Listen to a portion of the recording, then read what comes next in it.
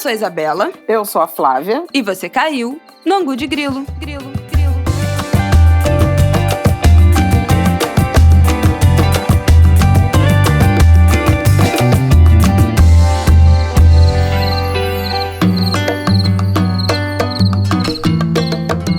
Oi, gente! Mais um Angu de Grilo no ar, episódio 182. Boa terça-feira, pra você que está me ouvindo. Tudo bem, Flávia?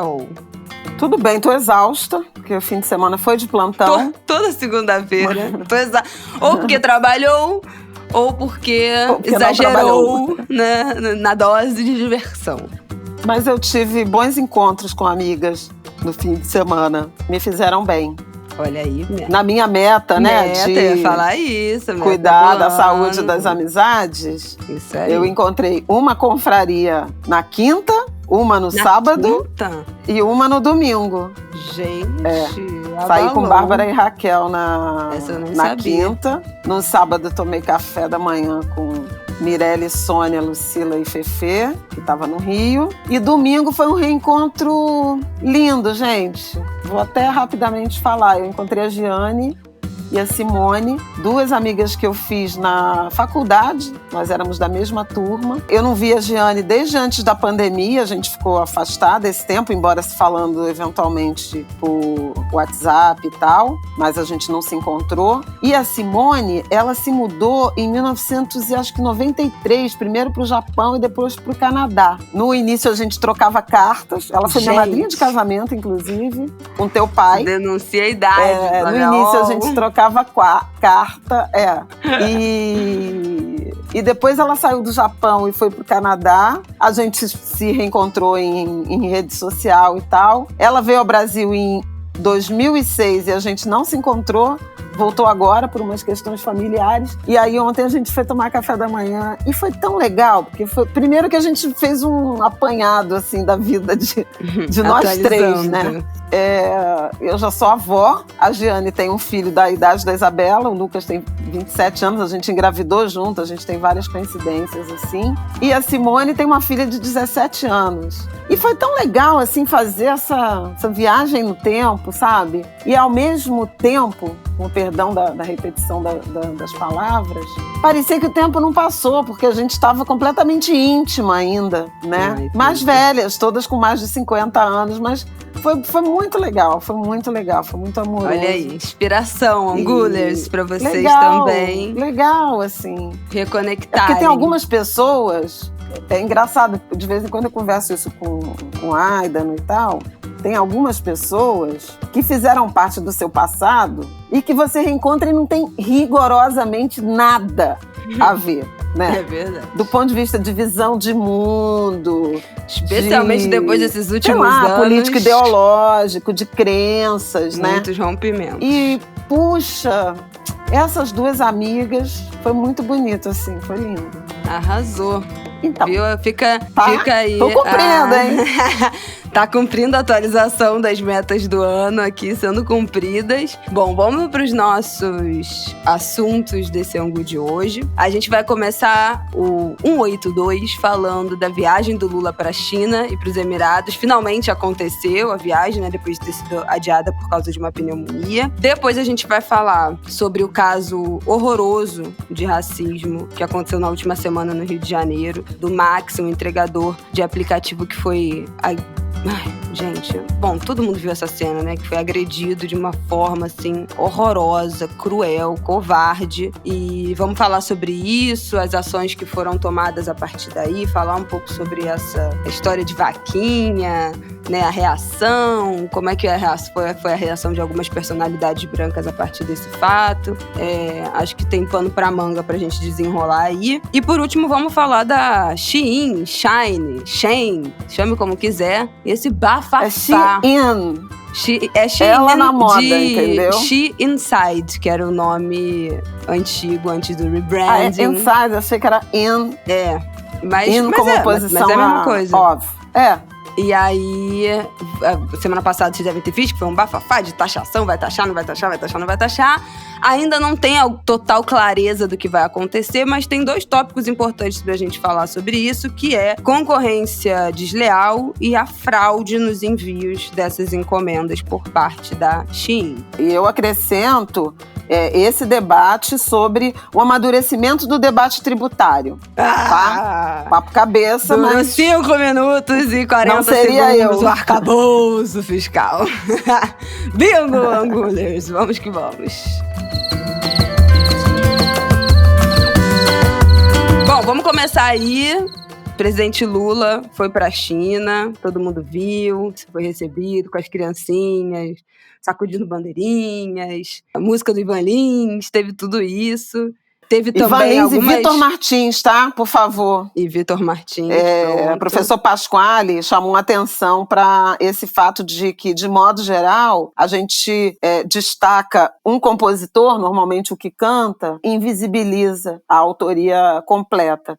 Ivan Lins e Vitor Martins são 2 das parcerias mais famosas da MPB, tipo que nem Tom e Vinícius, Aldir e Bosco, essas, né, Milton e Brant, enfim. E aí, Vitor Martins fez a letra, Ivan Lins a melodia enfim, eternizou Um Novo Tempo, que é uma canção composta em 1980, já naquela transição do fim da ditadura, anunciando novos tempos. E a canção é tão bonita, vai ser rápido, tá? Mas é que eu acho que vale a pena a gente chamar atenção para o significado dessa canção sendo apresentada, né, a melodia, pela banda militar da China, quando Lula e Xi Jinping faziam uma revista Tropa e tal, passavam pelas crianças e fizeram lá seus discursos, suas apresentações. Por quê? Porque o Novo Tempo fala disso. Apesar dos castigos, estamos crescidos, estamos atentos, estamos mais vivos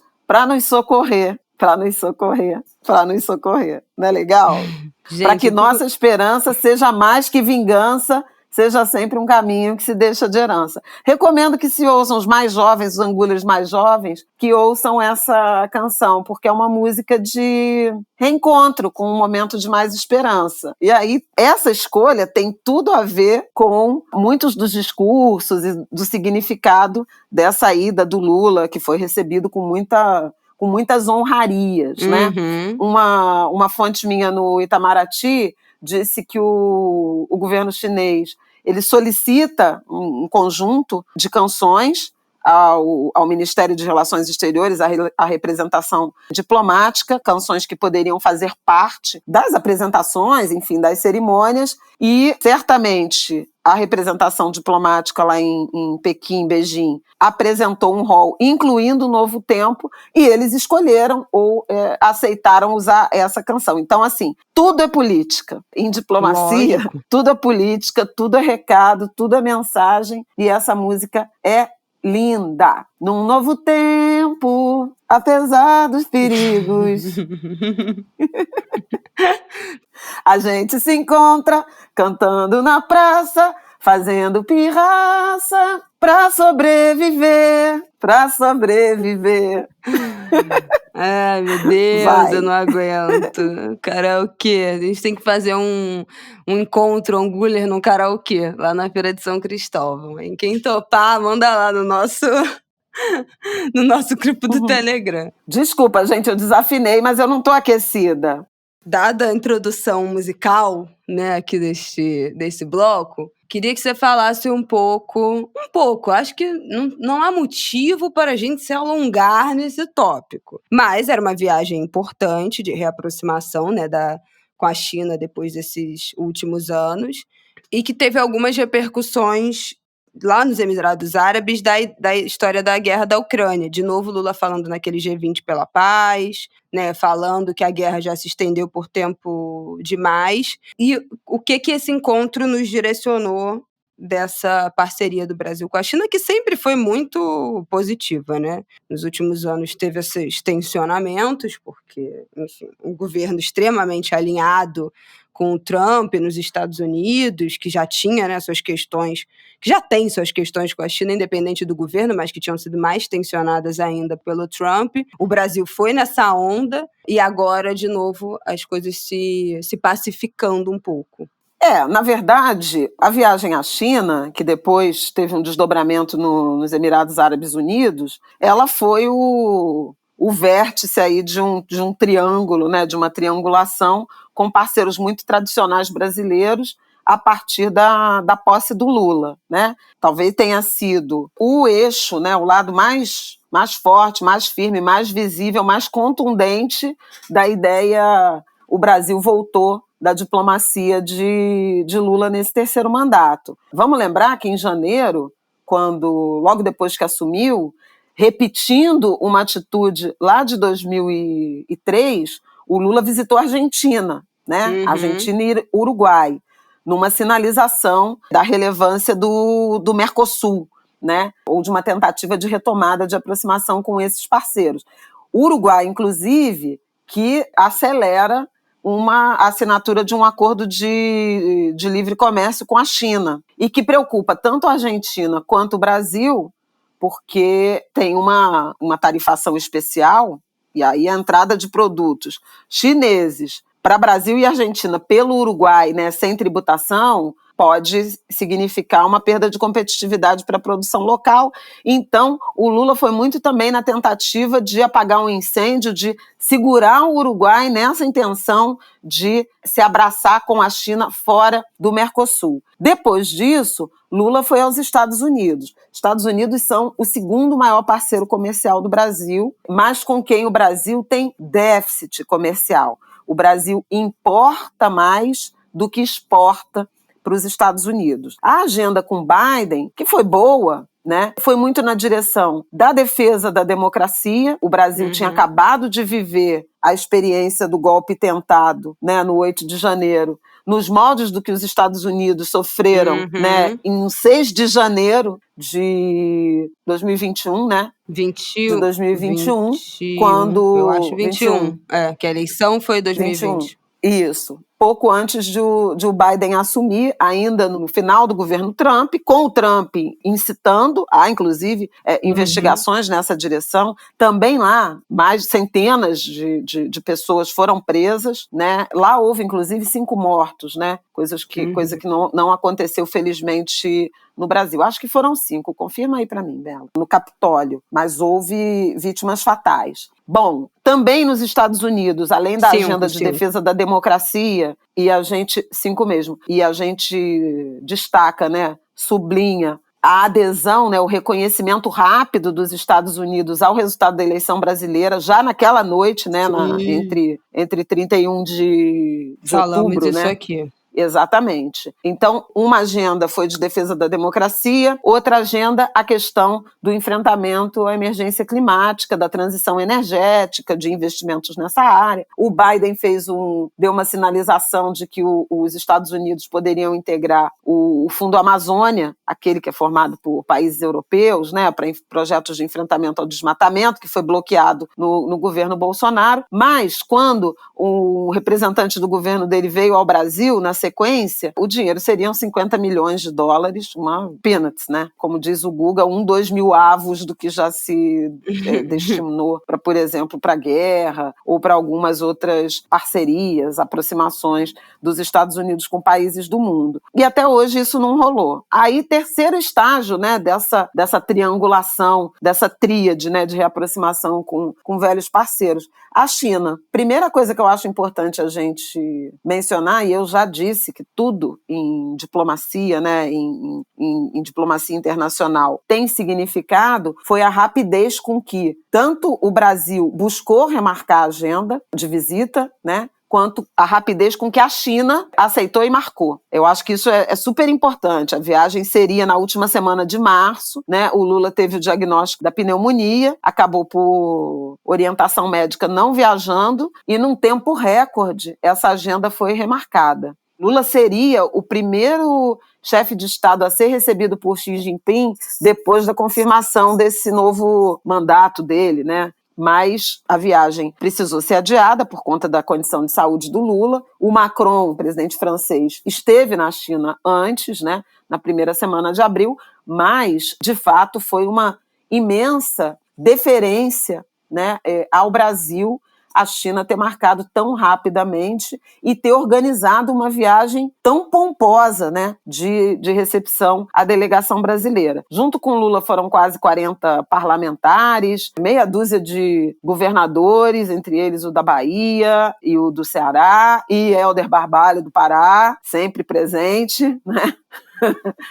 Jerônimo Rodrigues, o governador da Bahia, vários ministros, incluindo Fernando Haddad, da Fazenda, a própria Margarete Menezes esteve lá e eu quero falar sobre isso, sobre essa questão da cultura, ministra da Ciência e Tecnologia, enfim, foi uma delegação muito numerosa que foi recebida com pompa e circunstância. E aí, tem 2 eixos que eu acho que vale a pena a gente conversar sobre a agenda na China. A agenda comercial, importante, por quê? Porque a China é o nosso maior parceiro comercial. Para vocês terem uma ideia, exportações mais importações, Brasil-China, somaram no ano passado 150 bilhões de dólares, com o Brasil exportando quase 90 e importando aproximadamente 60. O superávit brasileiro, eu mencionei que no caso dos Estados Unidos foi déficit de quase 14 bilhões de dólares, na China foi um superávit de quase 29 bilhões de dólares. Praticamente metade do superávit comercial brasileiro, ou seja, do saldo positivo que o Brasil teve nas vendas de produtos ao exterior, foi com a China. É muita coisa. Então, a China é muito importante do ponto de vista comercial. O Brasil tem esse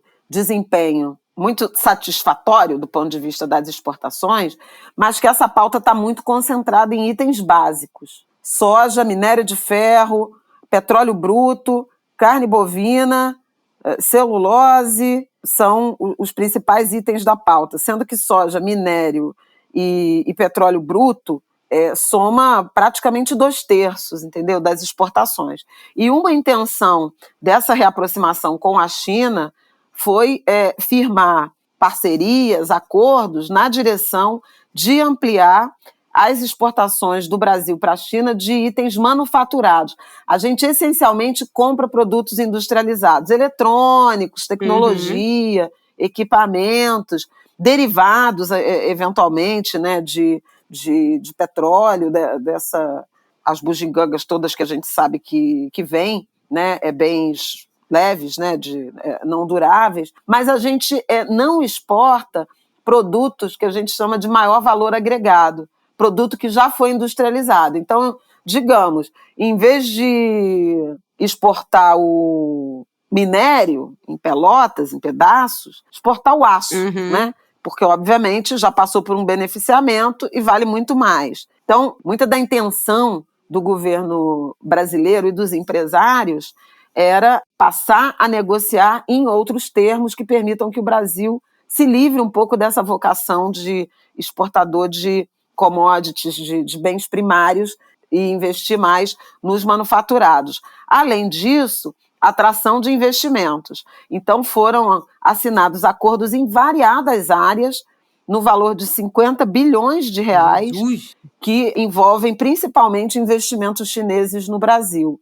E tem de lançamento de um satélite para vigilância da Amazônia, desmatamento e queimadas, a construção de rodovia, ferrovia, uma ponte na Bahia, a aquisição da antiga fábrica da Ford na Bahia para ser transformada numa plataforma de produção de carro elétrico, investimentos na área de energia solar, enfim, uma série. No complexo saúde também, na cultura, aí que eu queria falar da ministra Margarete, porque a China costumava ser uma grande consumidora de novela brasileira, da produção como o mundo audiovisual inteiro, brasileira. né? Exatamente. Mas é engraçado porque nos anos 80, a Lucélia Santos, que foi a atriz que fez Escrava Isaura, que é uma novela muito famosa, uma das novelas mais famosas de todos os tempos, em que, enfim, Lucélia Santos, uma atriz branca que fazia uma escravizada mestiça. Não vou entrar no mérito aqui dessas questões. Foi até candidata. Mas a Escrava Isaura fez tanto sucesso na China nos anos 80, que em 1985 a Lucélia Santos participou de um concurso lá, né, uma votação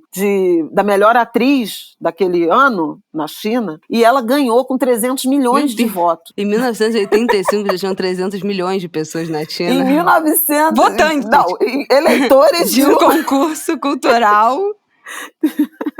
Jesus... E eu lembro dela brincando sobre isso, dizendo que nenhum presidente do Brasil, até hoje, teve mais votos que ela num pleito, né, na China, ainda em 1985. Na exposição de motivos da Carta Conjunta que os dois presidentes assinaram, há uma referência objetiva à Escrava Isaura, gente, que louco, como um case, né, de sucesso, e a Margarete, o Lula, o Xi Jinping e o equivalente ao ministro da Cultura na China, assinaram um acordo de cooperação técnica para produção televisiva, para coprodução televisiva Brasil-China. Eu trouxe essa informação porque, de modo geral, a gente fica falando de minério, de petróleo, de soja, de não sei o quê, de carne, de frango. E veja, esse diálogo pode atingir também o que os especialistas chamam de soft power, são os bens imateriais, né? Produção cultural, música, audiovisual, eventualmente literatura. Mas não sabemos educação, os termos. Seria investir eventualmente em, sei lá, equipamento, a parte técnica, a parte de... Não, em coprodução. A coprodução, literalmente... Tipo assim, fazer uma novela filme, que se passe na China. Sino-brasileira aqui no Brasil ou lá na China, entendeu? Levar atores brasileiros, trazer atores chineses, diretores, redatores, estimular a produção. Eu ia falar a próxima da Glória Pérez, mas ela não... ela não duvido que ela vai fechar com a China, não vai rolar. Ideologicamente não vai bater. Aguardemos a próxima produção Globoplay. Pois é, entre outros, né? Mas eu achei super interessante porque abre uma avenida aí de financiamento, né? De novos projetos, enfim, esse horizonte de audiovisual. Tem rolado esse boom muito grande, né? De conteúdo cultural de origem asiática, eu acho que podemos dizer seguramente que muito mais coreanos, né? A Coreia do Sul virou, é um boom. Coreia do Sul virou, né? A cultura como um soft power, né? E é um projeto de governo, né? Não sei se você sabe que o K-pop e os doramas, as novelas, faz parte de uma iniciativa do governo de colocar a Coreia do Sul no mapa do mundo a partir da cultura. Então, são programas de governo. As bandas são montadas através de audições e tal, e programas do próprio governo. Eu acho que o Japão já é um polo cultural absurdo, não preciso nem dizer. Mais recentemente a Índia, né? No mundo emergente, mais recentemente a Índia. Bollywood, que é uma das maiores indústrias cinematográficas do mundo, que é o cinema indiano, que acho que ainda tem pouca entrada aqui, podemos dizer isso, né? Na Netflix você consegue achar tudo, tem muito dorama coreano, tem muito filme indiano, tem muito filme também de Nollywood, que é a indústria de cinema da Nigéria, né? Que também é um sucesso absoluto, mas eu acho que cresceu a partir da Coreia do Sul, e de um interesse que já vinha no Japão, especialmente pelos videogames, né? Mas aí já desde os anos 90, cresceu, acho que um interesse absurdo, assim, de modo geral, na cultura asiática, dos países asiáticos. Então, acho que faz todo sentido. Estou curiosa para saber como é que seria uma novela se passando na China. Não, pois é. Eu também estou curiosa, e assim, e até trago isso aqui no Angu, porque tem muita gente do campo da política pública de cultura, né, que ouve o Angu, então assim, liguem os radares, entendeu? Começa a provocação de seminário, de debates, de modelos, né, porque, enfim, até aqui, a cultura brasileira sofreu um aniquilamento, né, nos últimos anos. Então, nessa linha de retomada, você pensar que a China está disposta a botar dinheiro, fazer parcerias, super importante, e a gente sabe o tamanho do efeito que tem, por exemplo, a cultura audiovisual americana e depois europeia, né? Os britânicos, os franceses, os italianos, próprio alemão, mas aí num outro nível. Então você vê, pelas referências até que a Isabela trouxe, como tem um esforço aí de visibilidade, de investimento no eixo sul, né? No sul global, digamos assim. Então vou falar mais uma coisa sobre o sul global. A Dilma tomando posse no Banco dos BRICS, no novo Banco de Desenvolvimento, ela que foi fundadora, né, a reunião de Fortaleza em 2014, marca o início aí, a fundação dos bancos dos BRICS, e o Lula e a Dilma no discurso dela, né, ex-presidente, também fez essa referência de uma intenção de substituir o dólar. E isso não vai acontecer de imediato, mas na direção de acelerar essa possível substituição do dólar pelas moedas locais nas negociações comerciais. Por quê? Porque há uma dependência muito grande, né? Quando, nos anos 40, né, pós-Segunda Guerra, os Estados Unidos, o dólar substituiu o ouro naquele padrão de reservas, né, de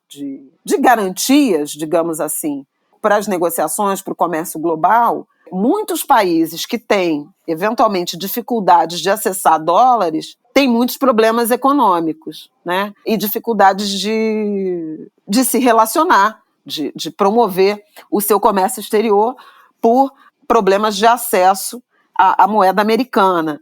E isso se agrava quando tem conjunturas como a desse momento, de alguma instabilidade global e de aumento da taxa de juros nos Estados Unidos. Quando os Estados Unidos aumentam a taxa de juros, e lá também a gente acha que já falou sobre isso aqui, as taxas estão subindo, assim como na Europa, por conta de uma inflação recorde, né, em 40 anos, que até na semana passada deu um sinalzinho de desaceleração, os investidores tendem a tirar dinheiro de mercados mais frágeis, né, na direção de se remunerar com os títulos americanos.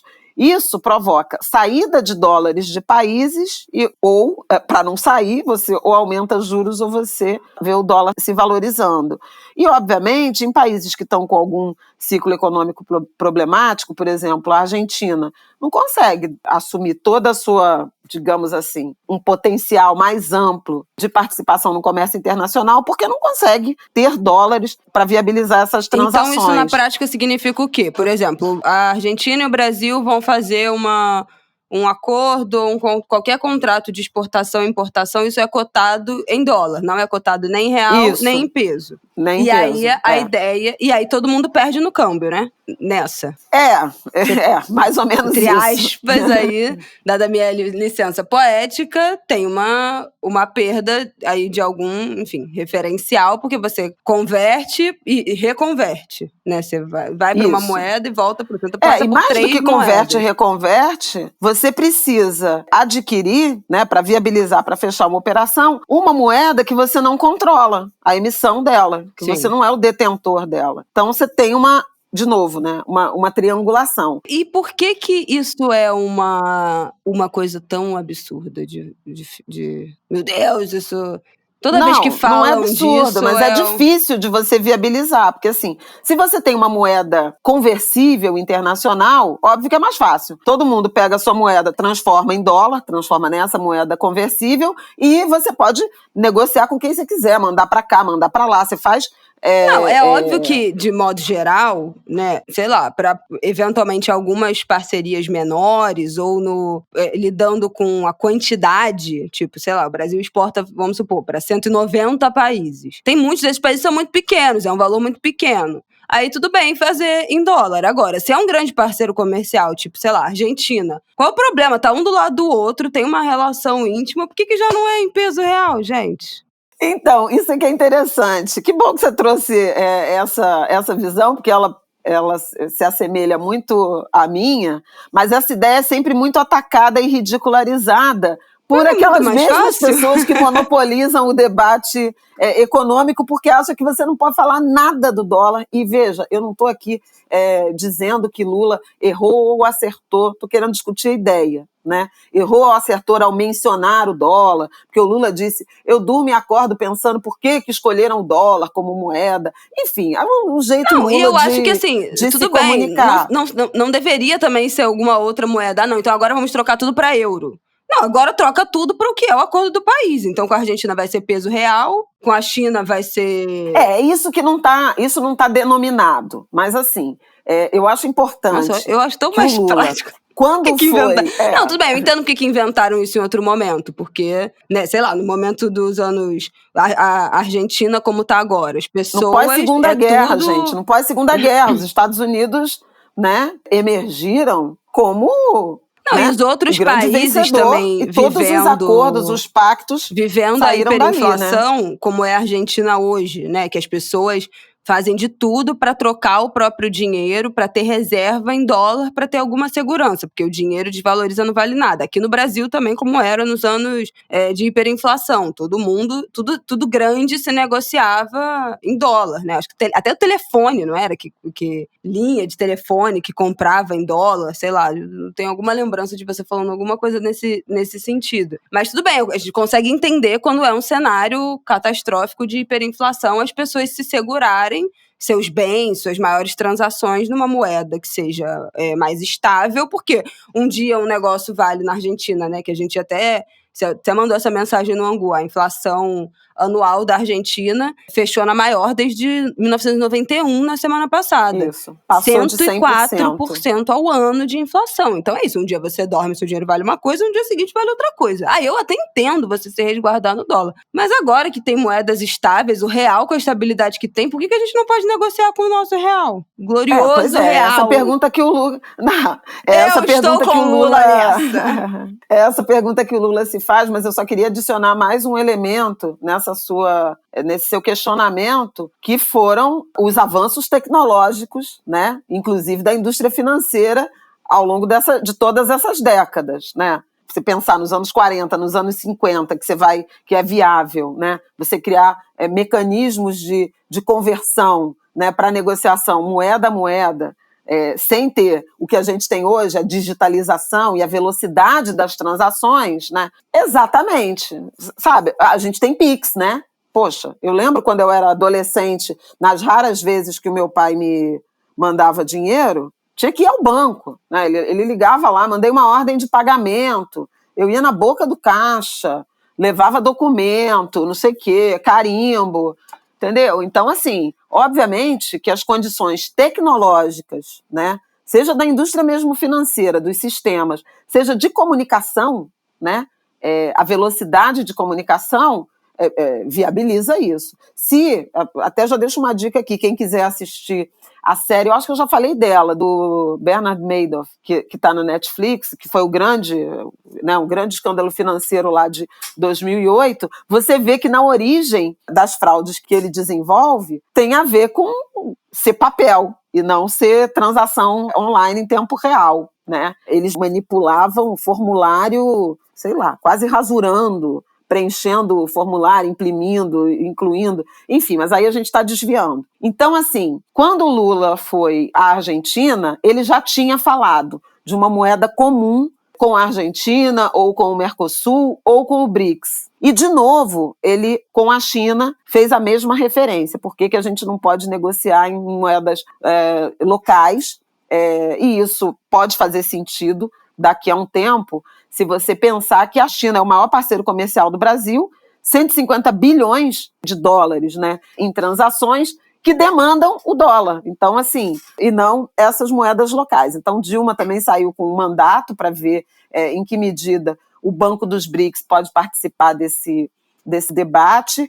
Os próprios empréstimos para a infraestrutura por esse Banco dos BRICS serem denominados em moedas locais, para os parceiros, para os países beneficiários, e o próprio Banco Central do Brasil e Banco Central Chinês já fizeram, no fim de janeiro, uma espécie de convênio para iniciar esses esses estudos, essas experiências em transação em moedas locais. É óbvio que isso desagrada os Estados Unidos, né? É por óbvio, porque tira poder do dólar, mas eu queria só lembrar que esse não é um debate novo que Lula inaugurou agora. Esse debate de moeda, negociação em moeda única e uma substituição, uma alternativa ao dólar, ele começou em 1999, a partir lá da crise dos mercados emergentes na Ásia, uma crise do final dos anos 90, que levou inclusive à desvalorização do real naquela época e tudo mais, ganhou força, nova conotação a partir de 2008, 2009, com, de novo, crise financeira dos subprimes, não sei o quê, e agora está voltando à agenda, então, com essa demanda. Os mercados, nos Estados Unidos, academia, mercado financeiro e mesmo os organismos multilaterais têm debatido isso com muita intensidade. O Brasil tem uma mania de interditar debate e achar que qualquer coisa, em particular que o Lula fala, é estupidez e não deve ser considerada. É óbvio que hoje, empresas, exportadores, importadores, dada a conversibilidade, a facilidade das transações em dólar, eles tendem a preferir, mas não significa que você não deva avançar nessa direção. Então, esse foi um debate. Meu Deus, comercial, só falei. O último foi a questão da guerra. Pois é, que a gente já falou aqui sobre essa história do Lula, falar que a guerra já se estendeu, de propor uma aliança do G20 pela paz, para conseguir organizar, firmar esse acordo para terminar a guerra. Então, tem alguma novidade ou ele só repetiu esse discurso? Ele repetiu esse discurso, até aprofundando um pouquinho, que eu acho que, infelizmente, ele fez uma declaração inoportuna, fez uma referência inoportuna, que desviou uma defesa muito importante do G20, do que significa o G20, esse grupo das 20 maiores economias, países, players globais, né? Em oposição ao G7, que são os 7 países mais industrializados, que nem inclui a China, e para o qual o Brasil foi... Não inclui a China? Não, a China não é do G7, não. Por qual motivo? Eu imagino. Porque é a Europa, é o Ocidente. Porque só pode ser racismo, né? Porque não tem outra coisa que explique países mais industrializados e não tá a China. Os caras fazem tudo que a gente come, que a gente veste, que a gente usa. Pois é, mas é um arranjo, né, antigo, de uma outra época. São Estados Unidos, Japão, Alemanha, Reino Unido, França, Itália e Canadá, mais a Rússia, que agora tá fora, quer dizer, G7, surreal, mais a Rússia, mas eles não chamam isso de G8. G7 mais a Rússia, e a Rússia agora está nessa tensão. Eventualmente, outros países são convidados a participar, mas não são do clube. Surreal. Em 99, eu falei da União Monetária, né? O G20 aparece primeiro como um arranjo de ministros das finanças em 99. E depois, a primeira reunião de chefes de estados em razão da outra crise dos mercados, e aí é quando o G20 começa a... Então, veja, segundo mandato de Lula, a se apresentar como uma instância de governança internacional, de enfrentamento ou de contraponto a esse G7. Naquele momento, o G20 ele surge com uma espécie de mandato ou orientação relacionada à crise financeira global, né? E que afeta, obviamente, intensamente os mercados emergentes também. Volta. O sul global. Aí você tem os BRICS, né? Que aí é Brasil, Rússia, Índia, China, África do Sul, e aí depois os bancos dos BRICS, enfim. A guerra, volta. O Lula resgata essa ideia de pensar num G20 para debater a guerra, talvez melhor dizendo, a paz, né? A construção da paz entre Rússia e Ucrânia. O Guga Chakra, ele diz que paz é um horizonte muito distante, mas que é possível pensar num cessar-fogo e num armistício. Quer dizer, continua em guerra, mas ninguém se ataca, né? Porque um acordo de paz é algo muito difícil de construir. A China construiu um bom acordo agora, acho que entre Síria e Irã. Me perdoem se eu estiver errando, eu não levo muito a sério, porque eu estou falando de cabeça. Mas o Lula lançou essa ideia de um G20 pró-paz. E mais do que isso, só que quando ele fala do G20 pró-paz, países que não estão diretamente envolvidos com o conflito, articularem, né, uma negociação de paz, diálogo com os países, ele teve a infelicidade de dizer que a decisão da guerra foi tomada por 2 países. Em que pese tensões muito antigas, que eu nem vou entrar no mérito, entre Rússia, Ucrânia, União Soviética, OTAN, etc., a Ucrânia foi invadida. Então, essa simetria que o Lula lançou com essa frase, ela foi muito mal recebida e aí repercutiu da pior forma, quando por trás dessa ideia, tirando essa declaração imprópria, havia um conceito muito interessante de retomar o multilateralismo a partir do G20 e não exatamente do G7 e não do Conselho de Segurança da ONU, que também não tem entre os membros permanentes a diversidade, né, também de atores. Também não está mandando nada, né? Pois é, e o Lula disse mais, que eu achei super interessante. Ele falou de um G20 com mandato e com interesse para debater, afora a guerra, grandes problemas mundiais como a fome, como a taxa de juros, como a inflação, como até violência nas escolas, por conta desse enfrentamento ao extremismo de direita e os riscos à democracia e a regulação das redes sociais. Gata. Então, gente, super importante esse debate, entendeu? Que infelizmente foi eclipsado por um comentário, uma declaração imprópria. Mas é interessante pensar que não é uma coisa só do Lula. Vários países periféricos que estão ganhando relevância do ponto de vista econômico, político, geopolítico, global, estão clamando por espaços, ambientes de diálogo multilateral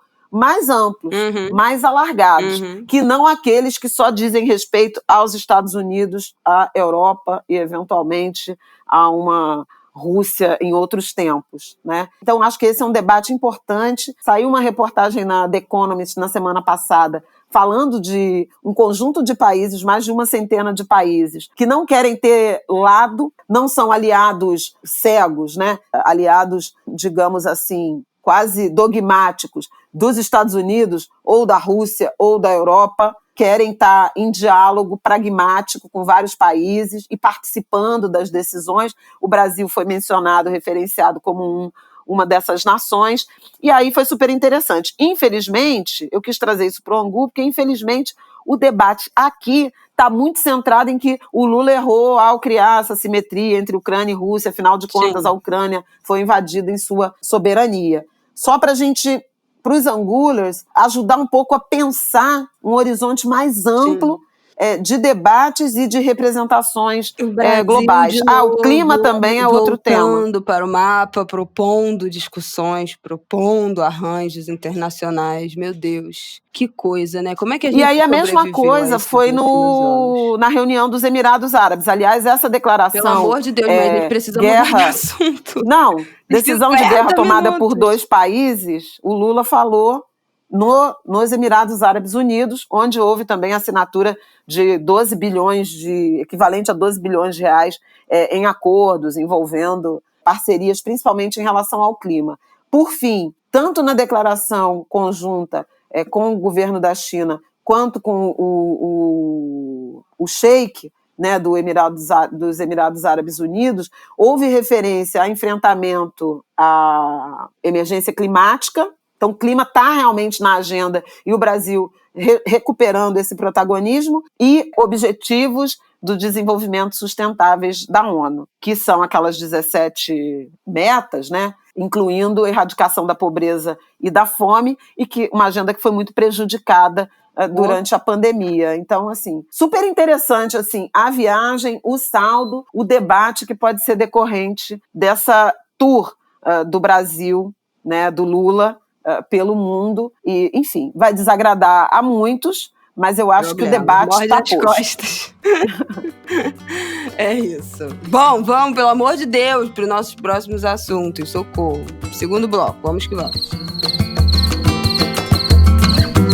Bom, eu acho que todo mundo, a essa altura de terça-feira, eu sempre falo isso, né? A essa altura, Todo mundo já deve ter visto as cenas horrorosas do Max Ângelo dos Santos, entregador de aplicativo, sendo agredido por Sandra Matias Correia de Sá. Uma cena horrorosa, tenebrosa, remonta às piores imagens da nossa cabeça, remete àquela coleira, né, guia, que agora chama guia, né, de cachorro, a um chicote. É uma coisa horrível, uma das cenas mais brutais, assim, grotescas dos últimos tempos. Eu sempre falo isso, mas é impressionante como a realidade se supera, né, como a gente consegue ver coisas que nos surpreendem toda semana quando o assunto é racismo no Brasil. Enfim, a gente já viu os desdobramentos, a defesa dela alegou doença, ficou doente, não pôde prestar depoimento, o depoimento foi remarcado.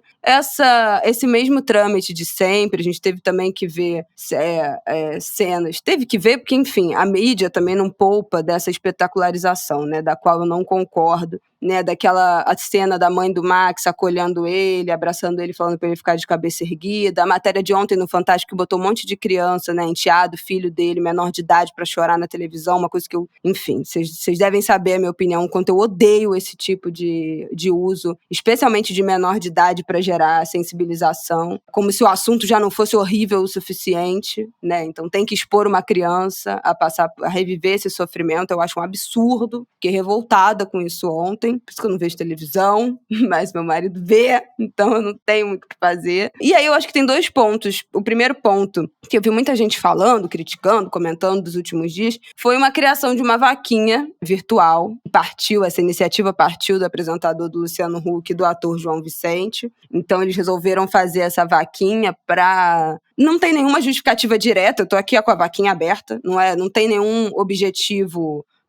Não, tem a casa, né? Ele quer comprar uma casa para parar de mas, assim, pagar aluguel. A vaquinha não diz isso, que é uma vaquinha para o Max comprar a casa dele. O texto da vaquinha fala que é uma vaquinha para o Max. E ele fará com esse dinheiro o que ele quiser. Ele disse, né, manifestou essa intenção de comprar a casa, mas a vaquinha não tem um texto que direciona para isso. O objetivo era de R$190 mil, já ultrapassou, está em R$240 mil. Então, eu acho que a iniciativa direta é uma indenização, né? Está escrito: a nossa missão é dar um final feliz para a história do Max, mostrar que o bem é maior. Juntos vamos conseguir amenizar a dor desse pai de família. E aí a vaquinha para ele conseguir uma casa para morar com a família e tirar sua habilitação. Mas o mote principal, pelo que eu entendo, é indenizar o Max de alguma forma dessa história. É óbvio que, assim, gente, não há como ser contra, né, a esse direcionamento dessa verba, dessa renda para o Max, que é um cara que trabalha como entregador de aplicativo, que é um emprego que não é nem emprego, né? Que é um trabalho extremamente precarizado. Quero falar isso lá na frente depois. Mas eu sempre questiono, e aí isso já foi pauta aqui do Ângulo de Grilo muitos anos atrás, lá na pandemia, essa história de agora tudo é uma vaquinha. Inclusive, questões que transferem para os indivíduos, para a sociedade civil, né, para todos nós, coisas que deveriam ser responsabilidade de um processo de indenização, né, eventualmente do Estado, dos aplicativos, de reparação, né, da pessoa processada, né, no agressor, que faz parte de um processo de reparação e acaba caindo na conta da sociedade civil. E a gente não tem como dar conta, né, de todas essas problemáticas. Achar que a gente vai conseguir resolver todos os problemas do mundo, ou que uma vaquinha de R$250 mil vai reparar, vai indenizar de alguma forma, e aí nem R$1 milhão, mas assim, tirar o bom dessa situação, ou será valor adequado para indenizar e fazer com que esse episódio tenha um final feliz. Não tem final feliz, gente. Tem final feliz nessa história. O Max foi humilhado na rua, agredido por uma mulher, e ainda teve uma outra, né, entregadora de aplicativo que no mesmo dia, também teve uma outra entregadora no mesmo dia, que foi agredida também por essa mulher, Viviane Maria de Souza, de 38 anos, também entregadora de aplicativo, foi mordida na perna. Gente, é assim, sabe, é uma brutalidade. Aí eu vi muita gente trazendo esse assunto da vaquinha, de que também trazendo uma questão racial, né, de white savior, de como os brancos aparecem nesses momentos para tomarem a narrativa, assumirem essa posição de salvadores da história, né, da tragédia, de resolverem. Vi gente falando que, por que eles mesmo, então, o Luciano Huck, o João Vicente, não dão dinheiro se eles podem pagar muito mais do que essa vaquinha? Abriu-se 200 abas sobre esse assunto, quero até te ouvir sobre isso. Mas, assim, me incomoda muito como a gente entrou num esquema self-made, né, essa coisa, volto de novo pro assunto da semana passada, dessa mentalidade de empreendedorismo, né, que a gente se resolve, que não precisa a gente mais pleitear o caminho jurídico, que não precisa a gente pressionar por uma indenização, que tudo se resolve com uma vaquinha. Agora, qualquer tipo de violação, a gente faz uma vaquinha e isso se resolve. E não pode, gente. Não pode, porque aí a gente desarticula ainda mais os processos corretos, jurídicos, legais, criminais, para lidar com certas violações. Então, é óbvio que eu fico muito feliz de ver que em 48 horas a vaquinha superou o valor, né? Já está em R$240 mil, ele vai conseguir. É óbvio que isso vai trazer uma tranquilidade financeira para essa família que não tem comparação, não tem igual, né? São três adolescentes, né? Crianças e adolescentes, além do Max e da esposa.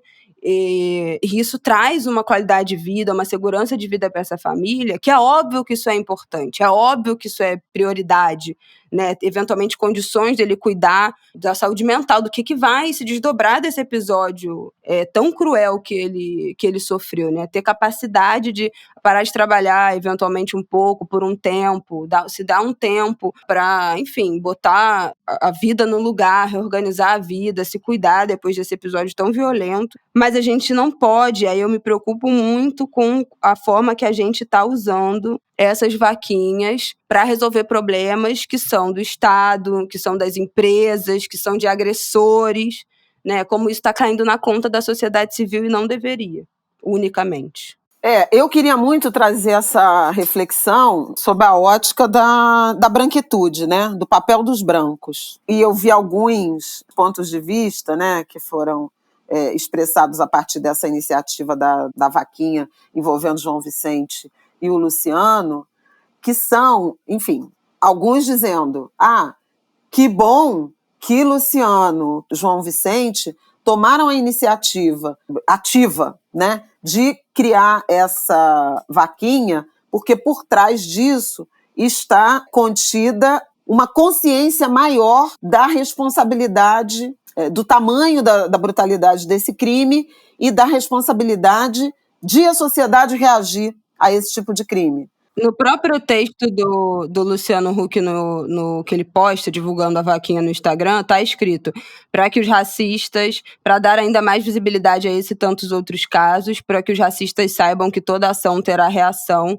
se envergonhem, se calem e a justiça cumpra a sua parte. Esse foi o texto que ele usou para divulgar. Pois é, então, nesse sentido, você, numa escala de reação, né, digamos assim, de atitude antirracista, vamos falar assim, que não é meramente autodeclaratória, você subiu um degrau, né? Antes você veria aquelas manifestações do tipo, que horror, basta, não aguento ver isso, minha solidariedade, ou compartilhamento de conteúdos, ou eventualmente uma palestra de uma pessoa ou outra. A gente viu isso no George Floyd, né? Os quadrados pretos, enfim. Então, chamar atenção para um degrau que é uma atitude proposta de reparação financeira proposta por pessoas brancas na direção de homens negros, né, dessa família negra. Eu gostei acho que foi a Tainá de Paula, vereadora e secretária municipal de ambiente no Rio, que fala assim,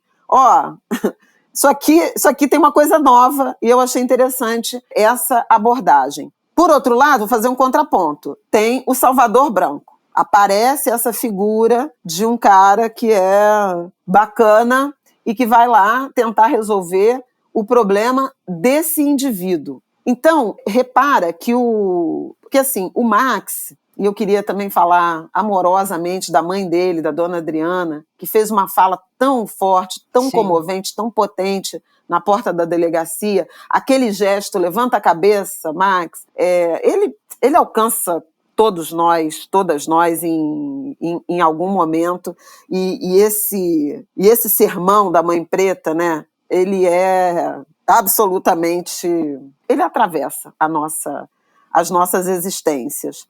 Então, quem nunca levou e quem nunca deu, né?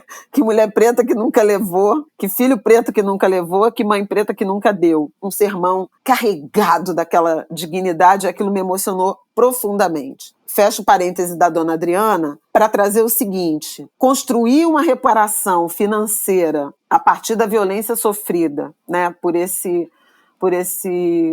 trabalhador brasileiro, diante de todas as necessidades que ele tem, obviamente é relevante. E eu não vou aqui dizer que não devia, melhor teria sido. Não, claro que não. Né? Porque, inclusive, você vê as várias camadas ali da condição social do Max. Ele virou entregador há 1 ano e meio, quando perdeu o emprego com carteira assinada. Então, uma rotina exaustiva, precária, de muita dificuldade, e essa rotina de humilhação. É óbvio que qualquer dinheiro, 100, 200, 1.000, que ajudem ele a comprar uma casa própria, sair do aluguel, se qualificar, tirar a habilitação, comprar uma moto, vai individualmente ajudar a sua família. É preciso saber se conjuntural ou estruturalmente, né? Se efetivamente aquilo vai se transformar, vai se materializar numa transformação estrutural da vida dele e dos filhos, como ele planeja. Agora, repara que uma coisa são 2 pessoas brancas com seus privilégios, espaço de poder e poder de renda, organizar uma vaquinha que nem saiu integralmente dos bolsos desses 2 indivíduos, e eu não estou falando que o João Vicente ou que o Luciano Huck tinham que dar 200 mil do dinheiro deles para o Max. Eu estou falando o seguinte, que é diferente criar uma vaquinha como atitude antirracista de pessoas brancas privilegiadas para ajudar topicamente um indivíduo que foi vítima do racismo e, por exemplo, criar uma vaquinha ou botar um próprio dinheiro num fundo para advogados atuarem como assistentes de acusação em inquéritos e processos relacionados ao racismo brasileiro, que é um crime impune, que é pegar o telefone e falar com o governador, com o presidente do Tribunal de Justiça, com o ministro do Supremo Tribunal Federal, com o procurador-geral do Estado ou da República em relação a esse enfrentamento ao racismo. Produzir uma série de mesas, seminários, enfrentamentos, letramentos na direção disso. Propor ao governador do Rio de Janeiro um workshop, uma oficina de formação para que policiais, investigadores, inspetores, detetives, delegados tenham melhor conhecimento sobre o que é o racismo estrutural e saibam interpretar à luz das denúncias que recebem a legislação. Pensar em políticas ou ações de diversidade, levar entregadores para darem palestras remuneradas nas escolas dos filhos dessas pessoas, que nem os entregadores eles encontram como preto, né? Com pessoas pretas. A vaquinha é reducionista, não resolve o problema, resolve o problema de um indivíduo. Ela é tópica, ela alcança um indivíduo, e não significa que esse indivíduo não queira ajuda. Né? Não, que não queira, que não precise, que não mereça. A questão não é essa, a questão é que a vaquinha reduz um problema que é obviamente muito maior, né, de novo, estrutural, que é do racismo, mas não só isso, porque a gente está vendo, toda semana tem uma matéria diferente dentro do nicho, entregadores de aplicativo de comida sendo agredidos. Ontem na matéria do Fantástico teve um outro caso de entregador que foi agredido, um outro caso de entregador que foi esfaqueado, além desses outros 2, só nas últimas semanas. Então, assim, tem uma questão que, beleza, então não vamos resolver todo o problema do racismo do Brasil a partir desse caso, mas assim, não é possível que não tenha outro tipo de pressão a ser feita, para além de uma vaquinha, para lidar lidar com a questão que está recaindo sobre os entregadores de aplicativo de violência extrema, de preconceito, de racismo, de xenofobia. A gente tem visto desde o ano passado, teve aquele outro caso, ano passado, do cara que foi entregar num condomínio, foi xingado, acho que foi o primeiro grande caso.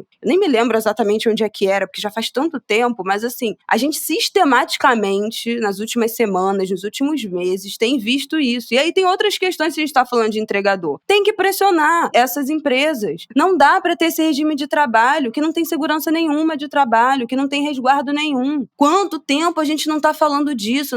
Os caras arriscam a vida no trânsito, não tem nenhum tipo de seguro se precisar, se sofrer um acidente, se precisar se ausentar, né? Não é carteira assinada, é contra própria. Se você precisar se machucar e ficar sem trabalhar, você não ganha dinheiro, você não tem nenhum tipo de seguridade social, você não pode recorrer né, não contribui pelo INSS, você não pode ficar afastado, né? Então, assim, a gente abre pontos de descanso, de encontro, por que isso aconteceu? Porque eles não têm um lugar, tipo assim, sei lá, um posto de gasolina que tenha uma sala. Não tem. Pontos na cidade que tenham uma sala com, tipo, como se fosse um equivalente. Vou trazer aqui uma ideia que todo mundo domina. O equivalente a uma sala VIP de cliente de cartão de crédito em aeroporto. O lounge dos aplicativos dos aeroportos. Lounge, exatamente, entendeu? Você tem, mas aí para os clientes, né? Eu falo para os entregadores. Então, mas os se próximos estrutura? aplicativos têm isso para os clientes. Você chega no aeroporto, você tem um lugar para sentar, que tem lugar de tomada para você esperar o seu Uber. Mas não tem um lugar para os Ubers pararem e poderem se alimentar com calma, poderem estacionar o carro, poderem dormir, tirar uma hora de ir ao banheiro. Ir ao banheiro. Os esperar. Entregadores e os motoristas de aplicativo, mas especialmente os entregadores, ficam sujeitos, entregues à boa vontade e algum acolhimento das lojas ou das cozinhas dark kitchen, né? Que tem algum espaço ali para eles sentarem, que eles podem usar o banheiro, mas algumas nem isso. Então, assim, não dá pra gente achar que, mas Isabela, o Max não foi agredido só por ele ser entregador, tem uma questão de racismo, não sei o quê. Mas tem uma questão com esse tipo de emprego, né? Que nem emprego, com esse tipo de trabalho. Uhum. A gente tá falando isso desde a pandemia. Gente, desde antes da pandemia. Quando a gente chegou na pandemia, a primeira discussão da pandemia foi a segurança desses entregadores que não ganhavam equipamento de segurança, não ganhavam EPI, e eram uma das únicas forças de trabalho que continuavam atuando no auge da pandemia. A gente lembra do break dos entregadores. A gente falou disso aqui, lá atrás, que teve a greve geral dos entregadores de aplicativo, porque eles tinham que estar tirando dinheiro do próprio bolso para conseguir trabalhar, para além de tudo que eles já entregam, né? De atirando do bolso, né? De aluguel de bicicleta, ou aluguel de moto, ou aluguel de carro, enfim. Mas para continuar também de material de segurança para conseguir trabalhar no meio do auge, quando foi definitivamente serviço essencial. Mesmo sendo serviço essencial na pandemia, não foram vistos, né? Continuam sendo seres invisíveis. E aí é esse absurdo que transfere para o cliente, transfere para a sociedade civil essa responsabilidade. Porque você pede num negócio, o que eles pagam o entregador é um absurdo, o que eles pagam os restaurantes é um absurdo, o que eles cobram de taxa, mas aí você não quer dar uma gorjeta, todo esse valor vai ser repassado para o entregador. Tudo bem dar uma gorjeta, mas ele não deveria ter que contar com essa gorjeta transferida essa responsabilidade para o cliente, para ter algum dinheiro no fim do mês que desse para um salário mínimo para sobreviver, porque ninguém vive, né? A gente já falou aqui, tinha que ser 6 mil reais o salário mínimo. Não dá. Com 1.200 reais, não dá para viver bem. Dá para sobreviver, só isso. E é a mesma coisa, repassa para a sociedade civil a responsabilidade de agora resolver todos os problemas do mundo com uma vaquinha. E tem essa do Max, que é, né, desse assunto específico, e que não houve ainda no mesmo tamanho uma mobilização para constranger essas empresas, né? Para constranger, então, o nosso judiciário, que demora tanto, quando tem indenização nesses casos, depois de finalizar o processo, por que é tão urgente que a gente faça uma vaquinha agora? Porque não dá para o Max esperar 5 anos para receber uma indenização, que não vai ter correção inflacionária e de juros. Não dá. Então é isso, entendeu? Também, outra coisa, pressionar esse andamento judicial. Por que demora tanto? Por que esse crime também está sendo colocado como lesão corporal, né? Ainda está em análise se vai ter crime de injúria ou não. Então, assim, tem outras milhões de coisas para a gente olhar que tiram, que não podem ficar restritas a essa responsabilização da sociedade civil. Agora, tudo virou uma vaquinha. A gente tem visto isso o tempo todo. De cirurgia médica, de procedimento que as pessoas precisam, que estão ou não estão incluídos no SUS, de medicamento que estão ou não estão no SUS. Então, e aí tem algumas instruções. Vai na defensoria, no plantão judiciário, autoriza, não autoriza. Tem milhões de questões que a gente poderia estar pressionando em outro sentido, resolvendo em outro sentido, mas as pessoas nem sabem, porque a gente entrou numa mentalidade agora também, coletiva, de vaquinha, que as pessoas não sabem nem em que elas podem direcionar. Vira e mexe eu vejo isso. Gente, vaquinha para um medicamento. Aí tem uma pessoa que fala, gente, vai no plantão judiciário, isso vocês conseguem rápido. Essas ordens já são deferidas imediatamente, vocês vão conseguir uma liminar em até 24 horas. Ah, não sabia. E aí, felizmente, enfim, consegue e não precisa do dinheiro. Porque, assim, a gente não tem como, gente. Como a sociedade brasileira não tem como bancar, resolver, financiar todos os problemas um dos outros. Essa conta não vai fechar. Essa conta não tem como fechar. Especialmente depois da crise que a gente viveu e continua vivendo. Depois da pandemia. Não tem dinheiro. Isabela, óbvio que tem dinheiro. Tem um monte de bilionário. Tudo bem, mas assim, falando a real, as pessoas não estão dispostas. Isso não vai ser resolvido assim. E a gente perdeu a mão de como cobrar, de qual é o caminho legal, qual é o caminho correto. E a gente precisa realmente pressionar, porque tudo demora muito. Muita coisa demora a beça mesmo. Mas não dá pra gente se contentar e depender da boa vontade e da doação das outras pessoas para fazer tanta roda girar, tanta gente operar, tanto remédio ser liberado, tanto serviço funcionar, tantas pessoas serem indenizadas. A gente não tem como conseguir fazer isso só através de vaquinha. Tem que ter política pública. Não tem solução, não tem solução fácil. Então, assim, eu sempre fico apavorada com essa disseminação de vaquinha, porque é óbvio que individualmente é uma solução rápida, é uma solução mais fácil, mas coletivamente isso não resolve o problema de ninguém. A gente não vai conseguir avançar em política pública, agilização dos processos judiciais, se a gente não estiver lá, né, pressionando, brigando, enfim. Espero que eu não seja mal interpretada, mas não sou contra a vaquinha, não sou contra fazer vaquinha para as pessoas que estão precisando, contra os indivíduos, não é isso. Mas a gente, coletivamente, pode fazer a vaquinha? Pode fazer a vaquinha. Mas também tem que brigar. Também tem que pressionar os canais legais. Também tem que processar pequenas causas. Também tem que ir atrás da defensoria pública. A gente também tem que ir nos nossos canais oficiais, judicializar, ainda que demore. Mas pra gente não achar que as vaquinhas vão resolver todos os nossos problemas. Porque, eventualmente, não vai. E aí? Porque os casos que têm projeção nacional, como teve do Max, em 48 horas tem uma vaquinha que ultrapassou as expectativas. Já está em 127% da meta. Mas e os casos menores? Não tem solução nem pela vaquinha, nem pelas vias tradicionais, legais, corretas, processuais. É isso? Então, ou é uma vaquinha e a gente conta com divulgação online, ou nada, ou não tem nenhum outro caminho. Eu não acho que deveria ser assim. Não acho mesmo. Eu acho que é esse o ponto, quer dizer, não é sobre não fazer vaquinha, é sobre esse instituto, essa estratégia, ela não é suficiente para lidar com as questões estruturais que atravessam, por exemplo, o debate racial brasileiro, ou a complexidade da precarização do mercado de trabalho, ou a dificuldade de acesso a crédito, a financiamento para empreendedores, ou políticas de educação que permitam intercâmbio, né? E houve um tempo em que a gente tinha isso, gente. A gente já teve, por exemplo, o Ciências Sem Fronteiras, que você não precisava fazer vaquinha para viabilizar uma coisa que é ótima para o Brasil, que é um intercâmbio internacional de estudantes, né, de mestrado, de mandar um pesquisador brasileiro, um acadêmico, uma cientista brasileira para o exterior, para um período de temporada lá fora, que obviamente teria ganhos para eles próprios individualmente e para o país, né? Então é sobre isso.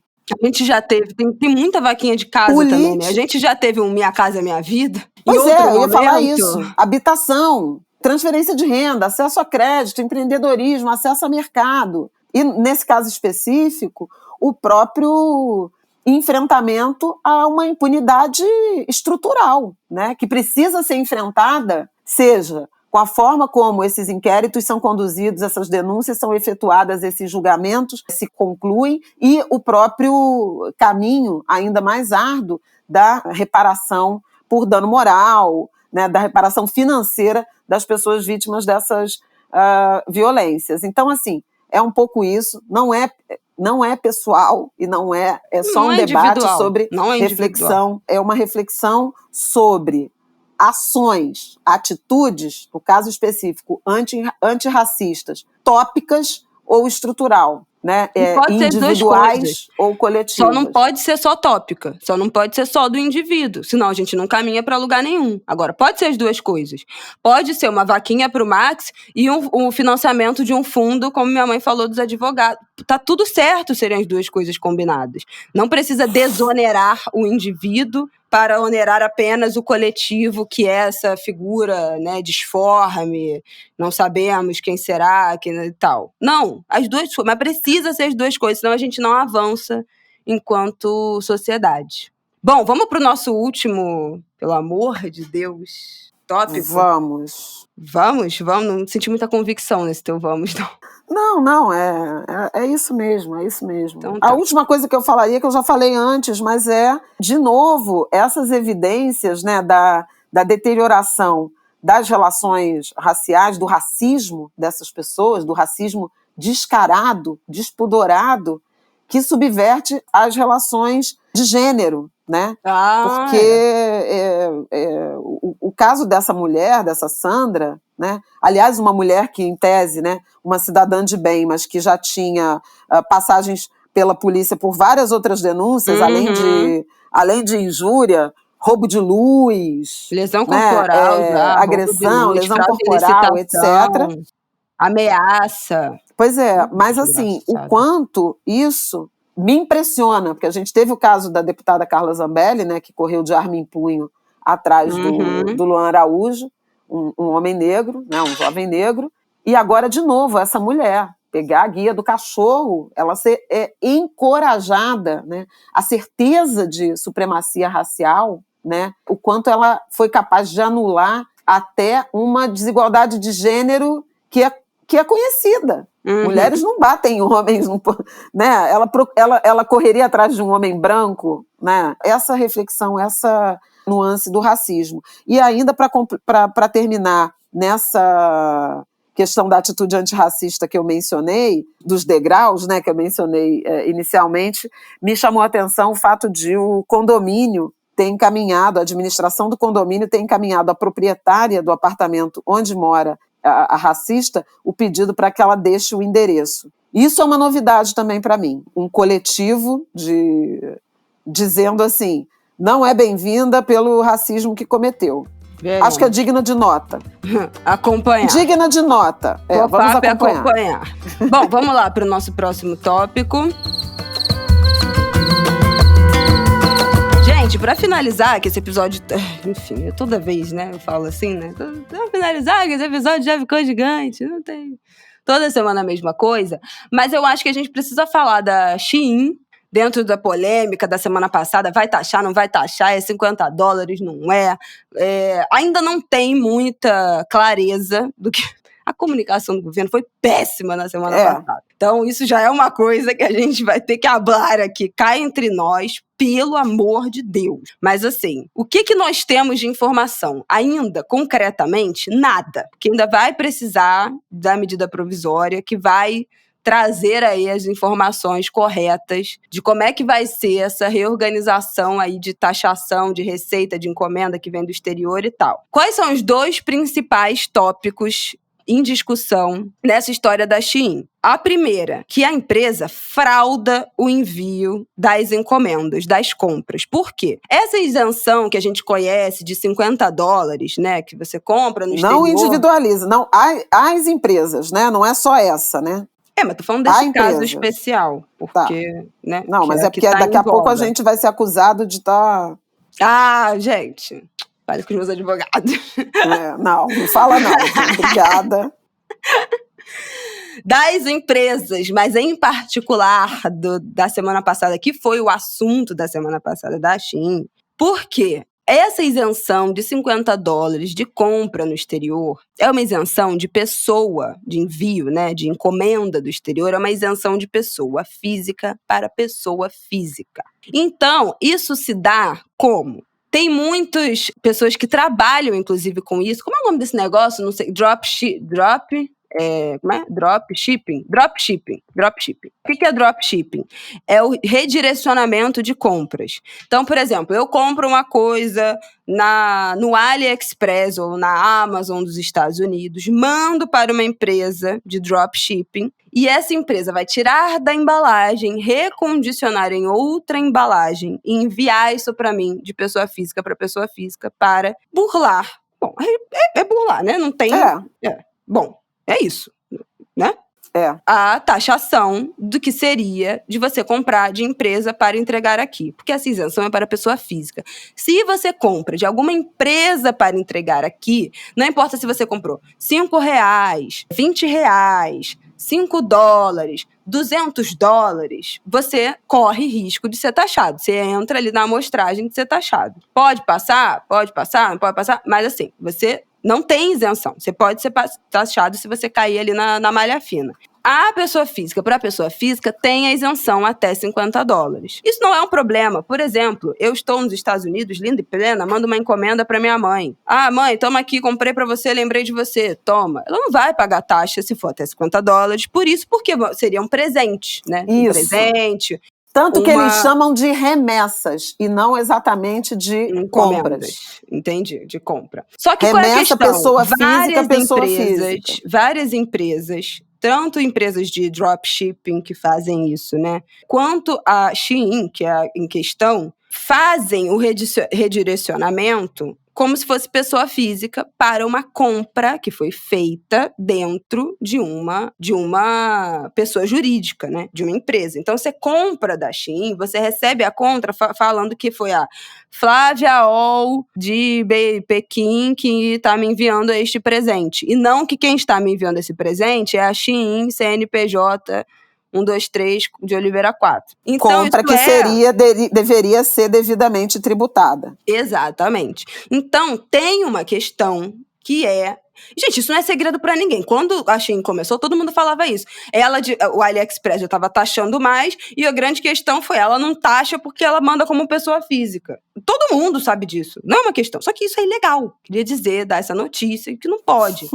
Então, assim, essa é uma questão. Esse mercado cresceu muito, tem muita gente que compra para uso próprio, tem muita gente que compra para revender. Então, compra 10 pacotes de até $50, não é taxado, revende no Brasil. Isso é um problema, porque quando você envia de pessoa física, você a empresa que está enviando, deixa de pagar imposto, né, no país. Isso é um problema, porque gera uma lacuna na tributação. Uma concorrência desleal, né? E uma concorrência tem um desequilíbrio desleal no mercado brasileiro. A partir de 2 pontos, as pessoas que compram e revendem aqui com um valor muito abaixo do que é produzido no Brasil, e também porque as pessoas deixam de comprar no Brasil, né, produções nacionais, marcas brasileiras, até mesmo de fast fashion, porque compra muito barato no exterior, não paga imposto, a roupa é muito mais barata. Então tem um estudo de taxar a própria empresa, não poder, né, teoricamente não poder. Isso aí a gente vai saber quando a MP sair, mas a empresa tem que preencher um cadastro antes, falando quem é que tá mandando como empresa, e aí tem uma taxação da empresa. E aí, eventualmente, o valor das peças subiria, porque eles repassariam para o consumidor essas taxas que eles teriam que pagar na fonte, empresa, né? Que não pagam agora. Podem ou não repassar para o consumidor, mas, enfim, a tendência eu acho que é que repasse, eles não vão entubar esse gasto sozinhos, então as roupas ficariam mais caras e, eventualmente, as pessoas parariam de comprar também com medo de serem taxadas e teriam que voltar a consumir mais o mercado interno. É um problema, porque, a gente já falou, né, da concorrência desleal. Não tem como, gente, assim, eu não vou nem entrar na questão, é trabalho escravo, não é trabalho escravo, é condição degradante de produção lá na China, lá na Tailândia, lá na Indonésia, de onde são essas fábricas, não é.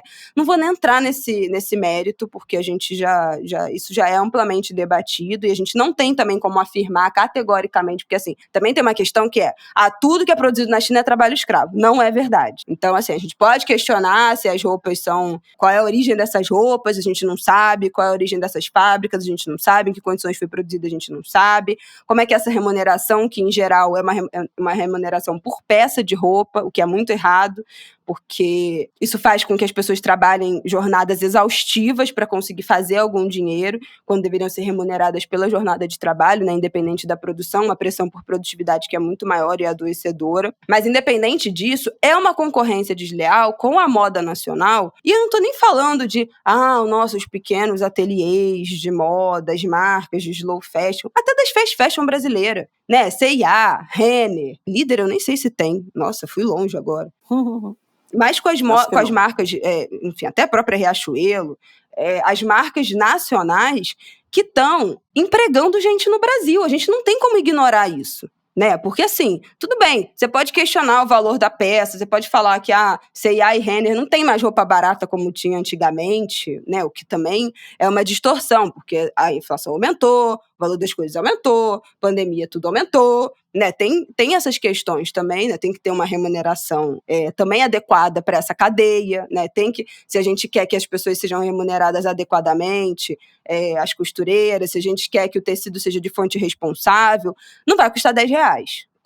Não vai, essa conta não tem como fechar. Mas tem uma questão que movimenta a economia e gera emprego no Brasil. Eu estava vendo a Thaís Farage falando rapidamente disso no Instagram, ela também não quis entrar muito nesse assunto, que já é uma tecla que ela bate demais, que tem que taxar a Shein, ela já fala disso há muito tempo, que acho que era a Renner que ela usou de exemplo, tem 300 lojas espalhadas pelo Brasil e emprega 15 mil pessoas. Ter concorrência desleal que vai fazer com que essas empresas vendam menos, fechem loja, demita gente, não é bom para ninguém. Não é bom para ninguém, não é bom para a economia do país. O setor de moda movimenta demais o Brasil. Não é bom, não é bom. Então, tem que taxar. E aí tem uma questão que tem que fazer esse parêntese, que é sempre um assunto quando a gente fala da Shein, que é a loja que tem, é a marca, enfim, que tem roupa para pessoas gordas, porque no Brasil não tem, com a facilidade que a gente encontra para pessoa magra. Não tem, gente, não tem. Você não vai num shopping e consegue comprar com facilidade, com variedade, com todo tipo de estilo, de cor, de modelo, de modelagem diferente, roupa para pessoa que vista 60. Que vista 58, que vista 64. Não tem. O GG do Brasil das marcas é 44, é um 46, um 48 no máximo. Essa grade tem aumentado nos últimos anos porque tem muita gente falando disso, muita ativista de moda, muita ativista de acessibilidade, muito ativista de corpo que fala de pessoas gordas nesse lugar, que não ter roupa é um problema, não é só uma questão de autoestima, é uma questão de acesso, de você conseguir se vestir, isso é direito básico, não pode não ter. Essa é uma questão. E eu vejo muita gente falando, mas é fácil porque para pessoas é fácil falar mal da Shein porque para pessoas magras tem roupa no Brasil. É verdade, né? Então, não tem roupa direito, não tem as modelagens que tem na Shein para pessoas gordas, com a facilidade que você compra de lá para trazer aqui, não tem no Brasil, não tem mesmo. Especialmente se você está longe dos centros urbanos, né? Se você está longe de área de frete mais barato, né? Porque muitas dessas marcas que têm a grade maior se concentram aí no eixo, talvez Rio-São Paulo, algumas Rio-São Paulo-Nordeste. Se você é do Norte, o frete é uma fortuna, como já é em quase todas as compras. Então, tem questões que precisam realmente ser pressionadas, as marcas precisam ser pressionadas para aumentar suas grades. Não dá mais, não cabe mais abrir nenhuma marca, criar nenhuma marca que só tenha PMG. Isso não tem mais cabimento. Então, assim, se você está pensando aí, ouvindo a gente no Ângulo de Grilo, criar uma marca, abrir uma marca que só tenha PMG, GG, que viste até 44, não dá. Recalcula, refaça a sua grade, pensa de outro jeito, se organiza de outra forma, porque não dá mais para ser assim, não tem como. Mas isso não pode ser a justificativa usada para a livre, não é nem livre concorrência, eu ia falar livre concorrência, mas eu sei que isso é uma expressão econômica, mas não é isso que eu queria dizer. Mas essa concorrência desenfreada, desleal com as marcas brasileiras. Então, as marcas precisa se adequar.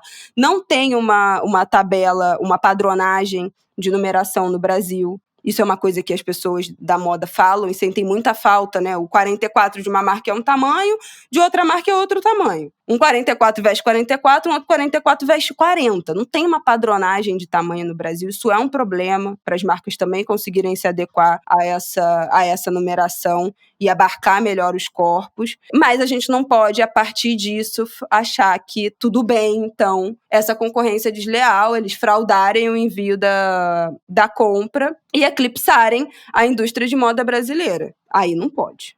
Tem que atacar nas duas frentes, de novo.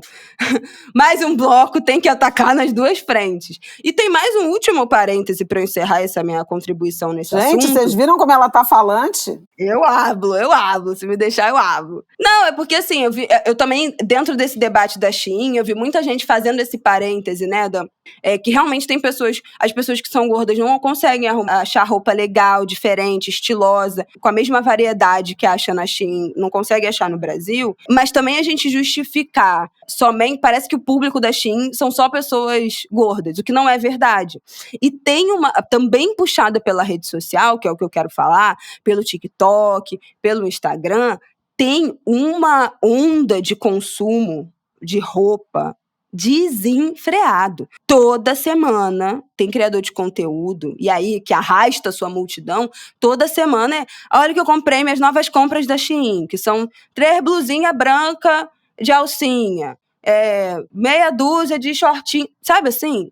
Que é o consumismo pelo consumismo. Não tem nada de diferente nessa roupa, não é uma roupa que não existe no Brasil. Tem aqui barato, tem aqui em melhor qualidade, mas assim, é uma onda de consumismo desenfreado, de comprar roupa o tempo todo, de não repetir roupa, de não pensar sobre isso, né? E eu acho que também isso é um reflexo da pandemia. A gente comprou muita coisa online, a gente descontou muito daquele momento em compra, em roupa, enfim, nesses comportamentos, teve isso mesmo. Mas assim, também repensar individualmente, e também quem a gente segue nas redes sociais, cobrar esses criadores de conteúdo sobre esse consumo desenfreado. Então, assim, é óbvio que uma parte da população tem justificativa de sobra para comprar na Shein, porque não tem outro lugar para comprar. Agora, uma outra parte, é mais barato, não tenho grana para comprar aqui, beleza, mas assim, tem uma galera que compra só pela loucura do consumo. E aí a gente tem que repensar isso, todos nós, individualmente. Quem compra muito na Shein, quem compra loucamente no Brasil, a gente precisa comprar menos, a gente precisa comprar menos. Todos nós, de tudo.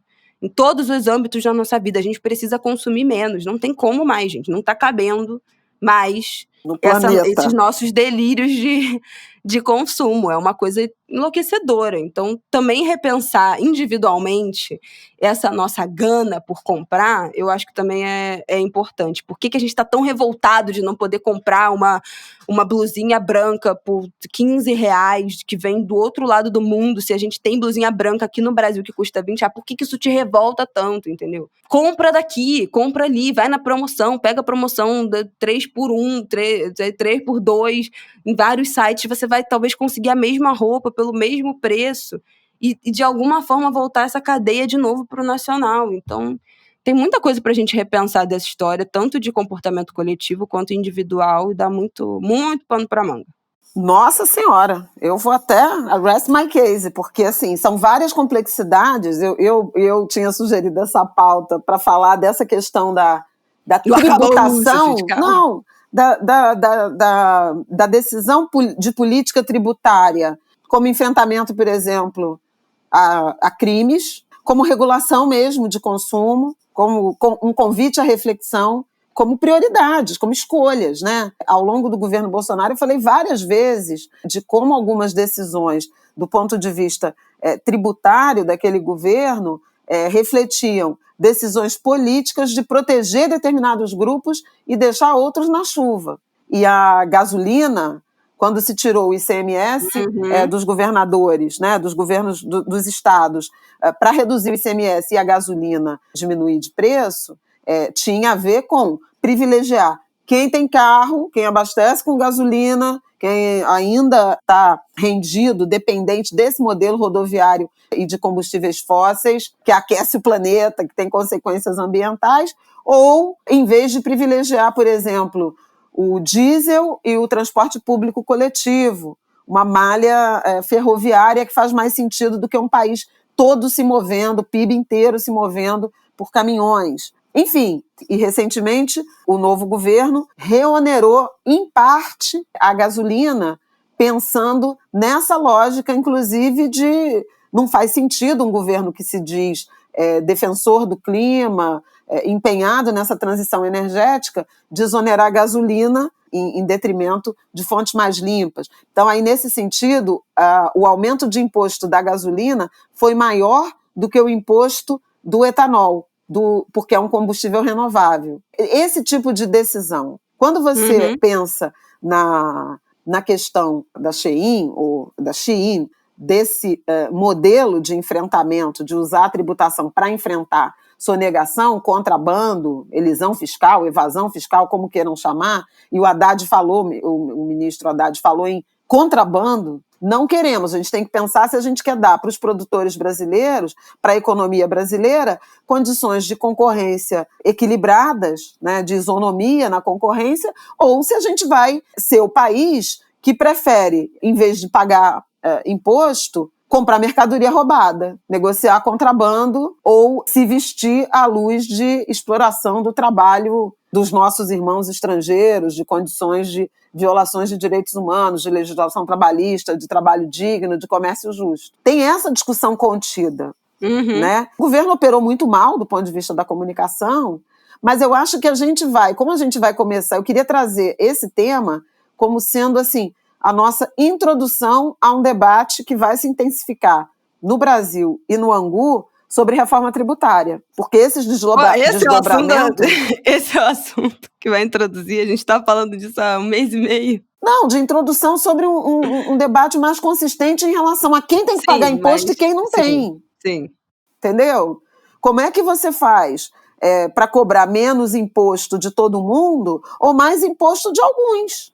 Sim. Porque outros acham que não tem que pagar. Não está certo, independentemente do seu gosto de consumo, da sanha de consumo, do apetite, da vocação empreendedora, de uma absoluta indiferença em relação às condições de trabalho no mundo, exploração de mão de obra, etc. Não Mas não está certo, né, você ter um regime tributário que vendas de pessoa física, de pessoa jurídica, de empresas para pessoas físicas no Brasil são tributadas com o imposto de importação. E remessas entre pessoas físicas, de pessoa física no exterior para pessoa física no Brasil, são isentas até $50, você ter estruturas empresariais ocupadas em fracionar encomendas, subfaturar, dizer que elas custaram menos, para vender para o Brasil sem pagar a devida tributação. Não, isso não é pode. crime. Você pode, independente do seu consumo, você pode continuar comprando. Tá tudo certo. Você pode falar assim, não, Isabela, ó, eu não vou comprar da Moda Nacional, ou na Moda Nacional não tem roupa pra mim, eu vou continuar comprando. Você pode continuar comprando, você vai poder continuar comprando.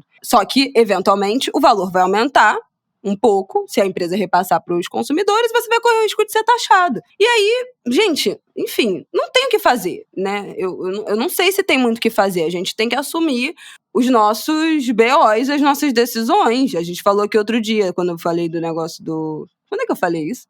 Nem me lembro mais.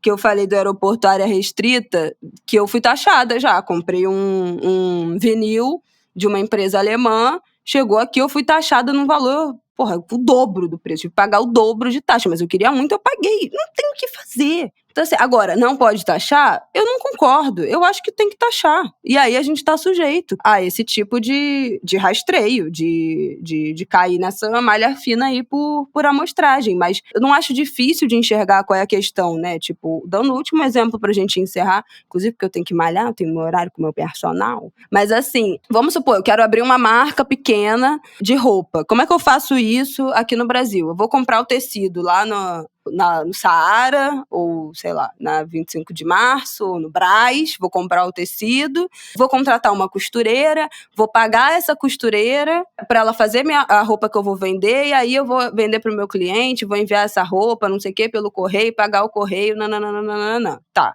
Isso você fortaleceu o vendedor de tecido do seu bairro, da sua cidade, você comprou tecido de um empreendimento da sua cidade, você pagou uma costureira, então você gera um emprego, ainda que seja, não é um emprego, um CLT, mas você tem uma galera que trabalha com você tá lhe fortalecendo alguma cadeia produtiva. Para depois chegar com a roupa na sua mão e aí você fazer esse trâmite de enviar. Se você compra do exterior essa roupa já pronta, você não tem nenhum tipo de distribuição dessa renda, nem no mercado do seu bairro, nem na venda de tecido da sua cidade, nem na costureira, que é a sua vizinha, que vai fazer a roupa para você vender. Você já pega um produto pronto. Aí você fala, não, Isabela, mas eu não quero ter esse trabalho. Você gera emprego no exterior. Né? Mas assim, você pode não querer ter esse trabalho. Não quero ter esse trabalho de ter que pensar modelagem, contratar costureira e comprar tecido. Você vai no Feirão das Malhas, ali em Caxias, e tem um monte de loja que já fez isso. E que revende roupa no atacado. Você pode ser uma revendedora de roupa que você compra no atacado, mas roupas que são produzidas no Brasil, são feitas em território brasileiro, por costureiras brasileiras, por tecido comprado no Brasil. Então, isso tem diferença, gente. Não tem como dizer que não tem diferença, né? Na movimentação do mercado, da moda, da geração de emprego. Tem cidades inteiras no Brasil que se sustenta. Todo mundo aqui conhece alguma cidade que se sustenta dentro do setor da moda. Seja a Itaipava, que é de roupa de frio, Nova Friburgo, que é de lingerie, lá no sul tem cidades inteiras que sobrevivem de sapato, né, de sapato de couro, de bolsa de couro. Cara, todo mundo sabe de cidades inteiras que se movimentam ao redor de fábrica, de manufatura de tecido, além das lojas, além dos empregos que são gerados pelas lojas, que aí vai desde, sei lá, galera de marketing, publicidade, até logística, até transporte de material, até atendente da loja, até tudo. Então, assim, é uma cadeia imensa que a gente não pode enfraquecer essa economia da moda que é tão aquecida no Brasil, que sustenta tanta gente, simplesmente para comprar tudo pronto da China. Isso não tem cabimento. Então, vamos achar. E aí não tem contradição, porque se a gente vai cobrar, né, ou vai pensar num consumo consciente a partir do exterior, a gente obviamente também vai fazer as mesmas escolhas no Brasil, né? Então a gente não vai comprar de marca que é racista, né? Uhum. Que também é denunciada, condenada por trabalho, que remunera mal, escravidão. Né? A gente já falou aqui, o aplicativo Moda Livre.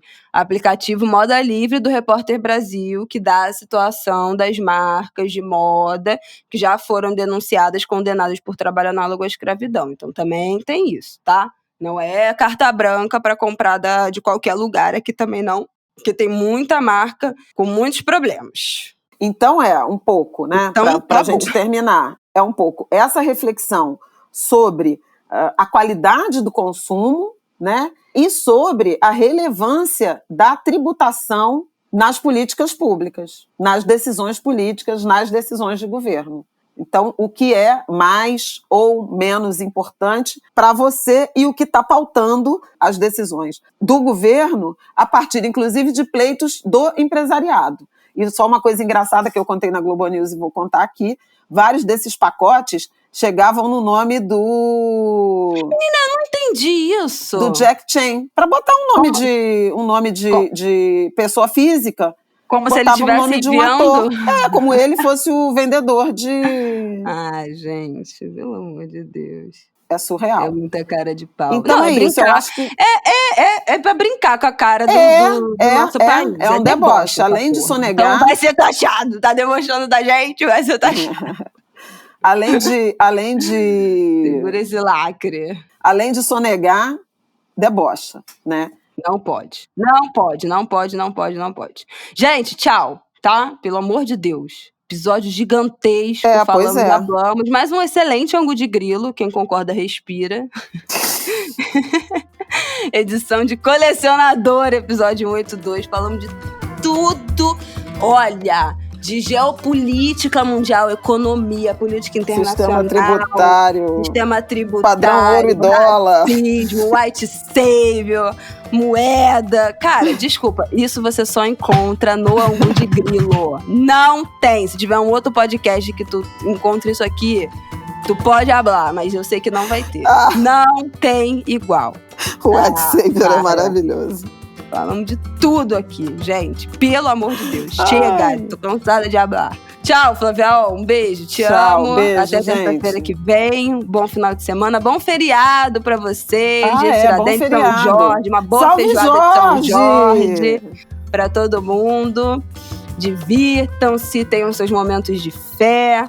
E semana que vem estamos de volta. Tchau.